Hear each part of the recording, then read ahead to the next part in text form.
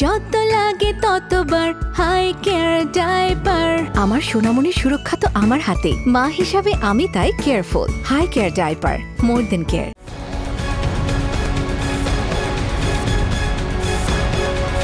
July August গণহত্যার দায় স্বীকার করে রাজসাক্ষী হওয়া সাবেক আইজিপি চৌধুরী আব্দুল্লাহ আল মামুন নিহত ও আহতদের পরিবার, দেশবাসী এবং ট্রাইব্যুনালের কাছে ক্ষমা চেয়েছেন। বলেছেন, সাবেক প্রধানমন্ত্রী শেখ হাসিনা ও স্বরাষ্ট্রমন্ত্রী আসাদুজ্জামান খান কামালের নির্দেশে মরণাস্ত্র ব্যবহার করে হত্যাযজ্ঞ চালানো হয়েছে। দর্শক, আমন্ত্রণ এটিএন নিউজের নিয়মিত আয়োজন হাই কেয়ার ডাইপার নিবেদিত আমাদের কথা অনুষ্ঠানে। আপনারা জানেন, প্রতিদিন কোনো আলোচিত বিষয় নিয়ে সাধারণ মানুষের মতামত আমরা আপনাদের সামনে তুলে ধরি। জুলাই আগস্ট হত্যাযজ্ঞে সাবেক আইজিপি চৌধুরী আব্দুল্লাহ আল মামুন ট্রাইব্যুনালের কাছে ক্ষমা চেয়েছেন। এই বিষয়টি নিয়ে আজ আমরা শুনব সাধারণ মানুষের মতামত। তবে তার আগে চলুন এই বিষয়টি সম্পর্কে এটিএন নিউজে প্রচারিত একটি প্রতিবেদন আমরা দেখে আসি। জুলাই আগস্টের গণ অভ্যুত্থানে সংঘটিত মানবতাবিরোধী অপরাধের মামলায় ক্ষমতাচ্যুত প্রধানমন্ত্রী শেখ হাসিনা, সাবেক স্বরাষ্ট্রমন্ত্রী আসাদুজ্জামান খান কামাল ও সাবেক আইজিপি চৌধুরী আব্দুল্লাহ আল মামুনের বিচার শুরু হয় গত 10 জুলাই। ওই দিনই এই মামলায় গ্রেপ্তার থাকা একমাত্র আসামি চৌধুরী মামুন নাটকীয়ভাবে রাজসাক্ষী হন। 3 আগস্ট এই মামলার সাক্ষ্য গ্রহণ শুরু হয়ে সোমবার পর্যন্ত 10 দিনে সাক্ষ্য দেন 35 জন। মঙ্গলবার আন্তর্জাতিক অপরাধ ট্রাইব্যুনাল 1-এ আরও 4 জনের সাক্ষ্য দেওয়ার কথা থাকলেও হঠাৎ করেই সিদ্ধান্ত হয় এদিন সাক্ষ্য দেবেন সাবেক পুলিশ প্রধান চৌধুরী মামুন। তিনি তার সাক্ষ্যে জানান, গত বছরের 18 জুলাই সাবেক স্বরাষ্ট্রমন্ত্রী তাকে ফোন করে জানান ছাত্রদের আন্দোলন দমনে মারণাস্ত্র ব্যবহারের নির্দেশ দিয়েছেন তখনকার প্রধানমন্ত্রী শেখ হাসিনা। প্রধানমন্ত্রী নির্দেশ কিভাবে দিতেন, স্বরাষ্ট্রমন্ত্রী কিভাবে প্রধানমন্ত্রীর কাছ থেকে নির্দেশ পেতেন, কিভাবে সেই নির্দেশ নিচের দিকে ক্যারি আউট করা হতো, এই যে সামগ্রিক বিষয়, একটা ওয়াইড স্প্রেড সিস্টেম্যাটিক অ্যাটাক প্রমাণ করার জন্য যা কিছু এলিমেন্টস দরকার, সেগুলো আজকের এই সাক্ষ্য তার অফিসিয়াল পজিশন থাকার কারণে তিনি জানেন বলে আদালতের কাছে তুলে ধরেছেন। তিনি আরও পরিষ্কার করেছেন পুলিশের মধ্যে কোন কোন কর্মকর্তা অতি উৎসাহী ছিলেন। জুলাই আগস্ট শুধু নয়, গত 15-16 বছর ধরে বাংলাদেশে গুম খুন সহ যে সমস্ত মানবতা বিরোধী অপরাধ করা হয়েছে তার বিরুদ্ধে একটা অকাট্য দলিল তিনি আজকে উপস্থাপন করেছেন আদালতে। চৌধুরী আব্দুল্লাহ আল মামুন তার জবানবন্দিতে আরও দাবি করেন, আন্দোলনে এত নৃশংসতার বিষয়ে তখন তার ধারণাই ছিল না। ছাত্র জনতার উপর পুলিশের গুলি করে হত্যার পর মরদেহ পোড়ানো এবং আহতদের চিকিৎসায় বাধা দেওয়ার মতো অমানবিক ঘটনায় তিনি মর্মাহত, লজ্জিত ও অনুতপ্ত বলেও ট্রাইব্যুনালকে জানান। তিনি অপরাধ স্বীকার করেছেন, একই সাথে সত্য উদ্ঘাটন করেছেন এবং আদালতের কাছে প্রার্থনা করেছেন তাকে যাতে ক্ষমা করা হয়, কিন্তু সেটার চূড়ান্ত সিদ্ধান্ত নেবার ক্ষমতা আদালতের। সাবেক আইজিপি মামুন তার সাক্ষ্যে দাবি করেন, শেখ হাসিনা ও আসাদুজ্জামান খান কামালের সঙ্গে সাবেক ডিএমপি কমিশনার হাবিবুর রহমান ও ঢাকার ডিবি প্রধান হারুনুর রশিদ সহ পুলিশের কয়েকজন ঊর্ধ্বতন কর্মকর্তার সরাসরি যোগাযোগ থাকায় তারা তার কমান্ড মানতেন না। আজকের এই সাক্ষীর বক্তব্যের মাধ্যমে আমরা এই সমস্ত অপরাধীদের বিরুদ্ধে যে অপরাধগুলো প্রমাণ করার চেষ্টা করছিলাম সেটি একটা মারাত্মক অকাট্য দলিল হিসেবে আজকে উপস্থাপিত হয়েছে। মঙ্গলবার চৌধুরী মামুনের সাক্ষ্য শেষ হওয়ার পর তাকে জেরা করেন শেখ হাসিনার আইনজীবী অ্যাডভোকেট আমির হোসেন। বুধবার আবারও তাকে জেরা করা হবে।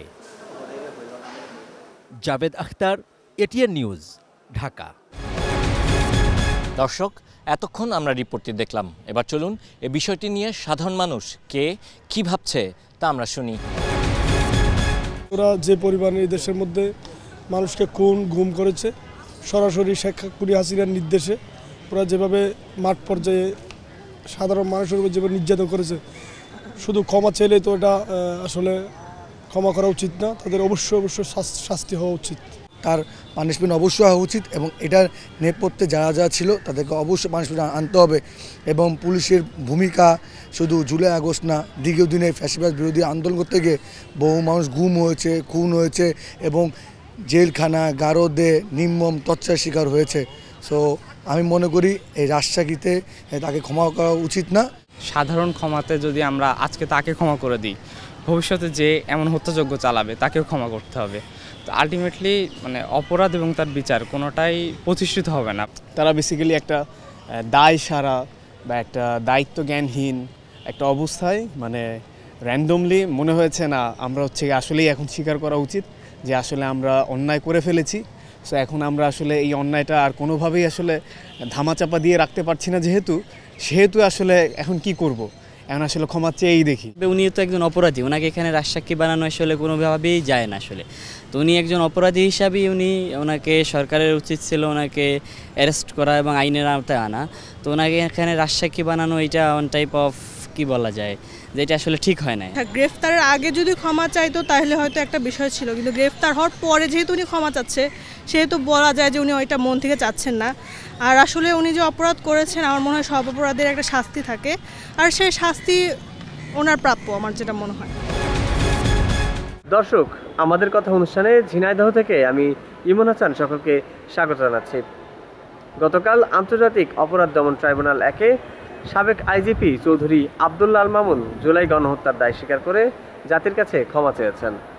চলুন ঝিনাইদহবাসী বিষয়টি নিয়ে আসলে কি ভাবছে শুনে আসি। দায় এড়িয়ে যাওয়ারও তো সুযোগ নাই, কারণ আপনারা যদি লক্ষ্য করেন যে জুলাই অভ্যুত্থান যে হয়েছে সেখানে পুলিশ কিভাবে নিরীহ মানুষের উপরে নির্বিচারে গুলি করেছে, সরাসরি এটা মিডিয়াতেও আসছে। পুলিশ গুলি করেছে, হেলিকপ্টার থেকে গুলি করেছে, রাবার বুলেট ছুড়েছে, সরাসরি মারণাস্ত্র ব্যবহার করেছে। এর দায় তো পুলিশ এড়িয়ে যেতে পারে না, এড়িয়ে যাওয়ার তো সুযোগ নাই। জুলাই গণহত্যায় 2000-এরও বেশি ছাত্র জনতা শহীদ হয়েছে এবং আহত হয়েছে অসংখ্য ছাত্র। তো এই দায় ইচ্ছা করলেও কিন্তু এড়ানো সম্ভব না। এই জন্যই তো সম্ভব না, কারণ এটা জনসম্মুখে জনগণের সব কিছুই হয়েছে জনগণের সামনে। এবং এই যে রাজসাক্ষী হয়েছে তিনি, এই এত বড় একটা গণঅভ্যুত্থানের দায় স্বীকার করছে সে, এতে দেশের এবং দেশের জনগণের উপর অনেক বড় প্রভাব পড়বে। তার ফাঁসি হওয়া উচিত, যেভাবে ছাত্র জনতা মেরেছে, প্রায় 2000-এর উপর ছাত্র জনতা মেরেছে, সে অ্যাটলিস্ট তো তার সর্বোচ্চ শাস্তি হওয়া উচিত।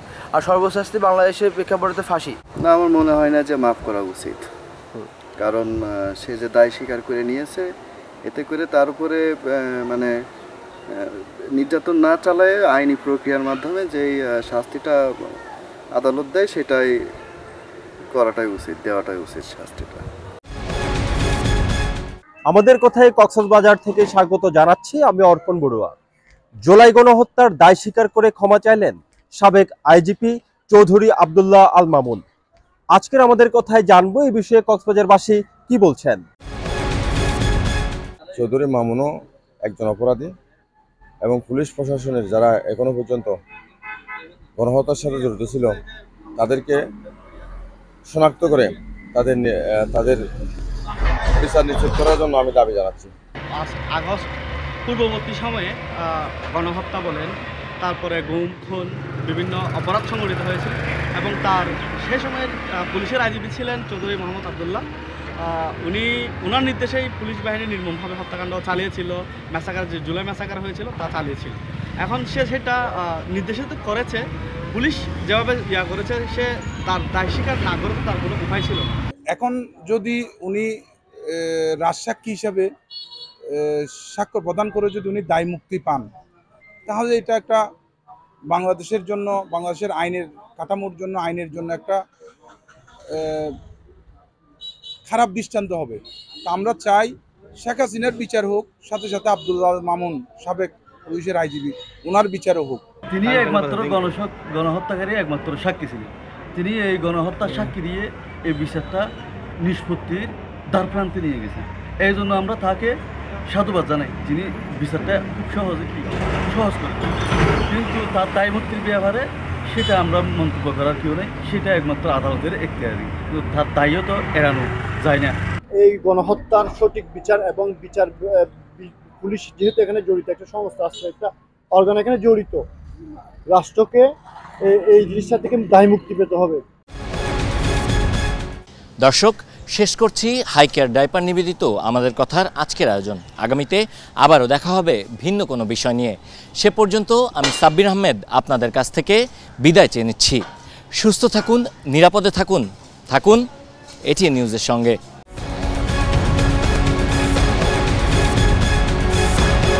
আমাদের কথা সৌজন্যে hi care baby pant diaper.